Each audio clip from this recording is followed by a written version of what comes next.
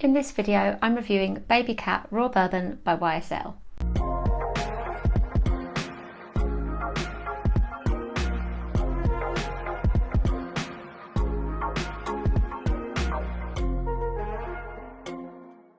If you're new here, my name is Sarah and I'm a perfume reviewer. Please do subscribe and join this All the Perfume community. If you're not new, welcome back and thank you for all of your support, watching, liking and commenting on my videos. Today I'm sharing and reviewing what I call dreamy PR because YSL are a brand that I have loved and been buying products from for 20 years now. So thank you so much to YSL for sending me this perfume to try. I even go as far back with them as their L fragrance. Let me know if you remember that one. And I had a little cute solid of the fragrance as a bag charm that I did carry around with pride. Also, I will link below, of course, my previous fragrance review from them as well. Babycat Raw Bourbon is part of the Le Vestiaire de Parfum collection, new to 2025, and it is a flanker to the original Babycat launched in 2022, which I literally have had on a wish list because I'd heard that it was this amazing vanilla perfume. Now, I did know in advance that I was receiving something from this collection, but I didn't know that it would be a flanker to Babycat, and then I saw some other people online unbox this fragrance, so I got hopeful and then got lucky because here we have it.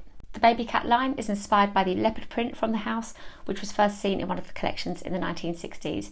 It's all about mixing what is raw and also what is sophisticated. The brand wanted this perfume to leave an exceptionally potent trail, and Dominique Ropion, the perfumer, said that he was trying to draw out the leathery facets of vanilla and contrast them with the usual creamy, warm, gourmand elements of it. You know I love a card, and I'm enjoying this leopard print on here, and also the black nail. I sported black nails uninterrupted for 4 years, so I'd always like seeing those. Might give myself a black nail again soon, who knows. And the brand say that this scent is raw, it's couture, forever iconic and a provocative classic. And even with the good things that I'd heard about Babycat, the original, the fact that this one is called Raw Bourbon would just have me thinking it was my scent profile. For our notes, you've got in the top pink pepper essence, black pepper essence and elemi essence. In the middle it's olibanim essence and resin, a saffron accord, and in the base there's vanilla, cedarwood and a suede accord. And that suede accord is a mix of spices and resins, which again is meant to bring out the darker side of. Let's give it a test. And the first time that I wore this perfume, I sprayed way too much. I was just so happy. I do really love it, as I expected to. And you don't need as many sprays as I gave it. It is a strong, well done, quality fragrance, as you would hope, for its price, and we'll get to that. And to smell it for the first time, it's a lot of the black pepper, and that's a note that I really do enjoy in perfumes. It's very boozy, it is as I'd hoped. And then you've got a little bit of the saffron, but not too much, because for me that still isn't a note that I'm 100% on board with. I like it, I appreciate it more than I ever did, but I don't want to smell too much saffron. And then on the skin, this became very addictive woods and the suede. And the brand say that this is all about, you know, late nights, dimly lit dinners, bars. Not how I'd wear this fragrance. I mean, if I was doing those things, I might also wear it for that occasion. I don't see that that's not what you would do, but for me, I think this is cold weather, a big coat, maybe even my leopard print coat actually, for the occasion, and daytime.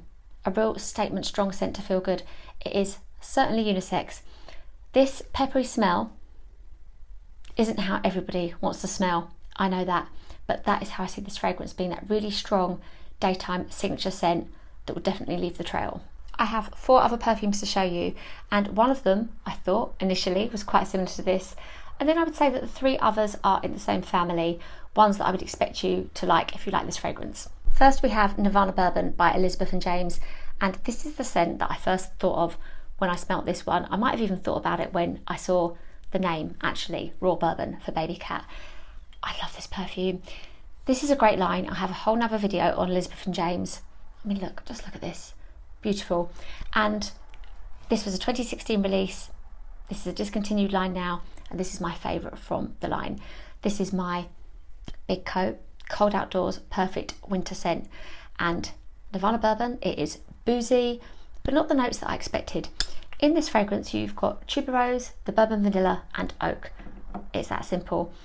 And I did that thing that I'm saying a lot these days of smelling Babycat Raw Bourbon, thinking I was smelling something really similar to this. Then now, since retesting this, they're not as similar, but it can be your way in. So I'll be wearing this. I'm actually going to wear this when the weather gets colder. This gives me the image of like a wooden unit. I can really smell the wood in this fragrance.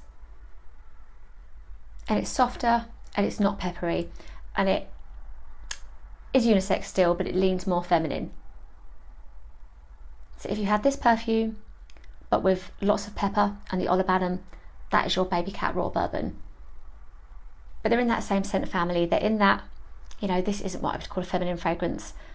They're in the same scent family that if you like this one, or vice versa, I expect you to like the other one. This is Stash by SJP, and I would put this on a similar footing to Nirvana Bourbon for how I feel about its connection to Raw Bourbon. This one shares its olibanim, its cedar, and its black pepper.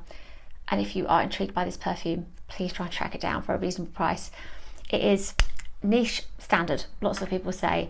It is such an unusual scent. And to really kind of put them on a scale, Sam wouldn't like this one on me. Like he likes it because I do, but it's unisex. I want to say it leans masculine, but it's not that thing. It's just that it's so unusual. And one of the best descriptions I've ever read of this perfume is that it smells like church. It is so deeply woody and weird. It's great, and SJP really likes this one and wants to bring it back. I saw in quite a recent interview. I didn't mention the olibanim the first time around in Babycat, but you can really smell it in the fragrance, and you can smell it in this too. This one is a bit more unusual and divisive. Not everybody would want to smell like this. This has vanilla in it for a start, so this one is a bit more pleasing, and exactly that. You know, I would wear this and think that Sam, for example, would like the way I smell, whereas this one is more of a choice. It is that niche smelling profile, and strangely, perhaps, I have made this a bit of a Christmas perfume for myself. In the Christmas season is when I tend to wear this. It really suits cold weather, like I've said about Babycat as well, and I guess the fact it's distinctive means I can associate it with the time of year. I really like it, and I respect the fact that with the SJP brand, this was so reasonably priced, because for such an unusual scent profile, they could have charged more. Her latest collection does cost more money, but with the whole of her other range, it's still very affordable, when for her it could have been, I think, put above other celebrity ranges when you think of how big her profile is. This is Smoky Oud 07 from Kayali, and I would expect you to like this perfume if you like Babycat Raw Bourbon. They're not the same, but there are a lot of similarities.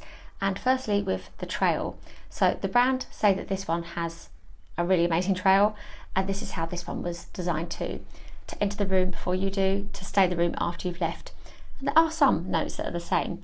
You've got the saffron and the cedar, but with Smoky Oud, you've also got rum, geranium, patchouli, and oud, of course. This is from Kayali's Oudgasm collection, and I love this perfume. I love to wear it.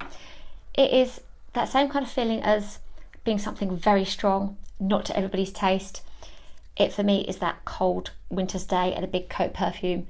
But this one is unisex, but leans masculine. It smells like a masculine perfume, and that kind of typical profile you'd associate with men's perfume usually, as a smoky fragrance. You've got a lot of the saffron in here, and it is the perfume that made me appreciate saffron in a way that I hadn't before. The geranium is noticeable too, and it's beautifully, beautifully woody. It's so good. With the rum helping it along and adding some balance, I love the rum notes that you get in Kayali perfumes. It's always noticeable, it's always there. I think if you want a strong, confident, signature daytime perfume, Smoky Oud is it. Just with the obvious being, this is boozy, vanilla and pepper, and this one is your smoky scent.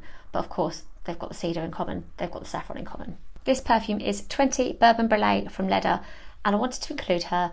I remembered her at the last minute because I feel that she is part of the family. She's not similar to Babycat Raw Bourbon, but she is similar to Nirvana Bourbon by Elizabeth and James, and she's got the vanilla bourbon, the cedar, and also a whiskey note, and I find this irresistible, honestly. I look at this perfume and just look forward to those colder days. I think actually we might be starting to be in them. This is sweet too. I feel like smelling that I'm in a shop in America, and I don't know which one. It might not even be a perfume shop. It could just be, it might actually, not so much America, but my my long haul trips, it could be reminding me of Nevada bourbon and smelling that when I was in Canada. It smells great, sweet, vanilla, but boozy. I love this fragrance. I'm really into the Libre brand actually. So this is like, for me, that Nevada and James scent.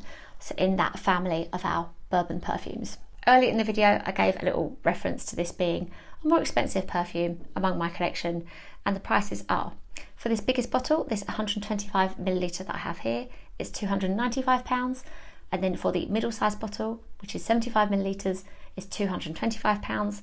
Then there is a smaller bottle, which is 35 millilitres for £100. Those are the most recent prices I found. And I talk to you normally about, is it worth it? Is it worth the money? And you know my spending habits. I talk about the perfumes I buy on here, and I have bought expensive perfumes before.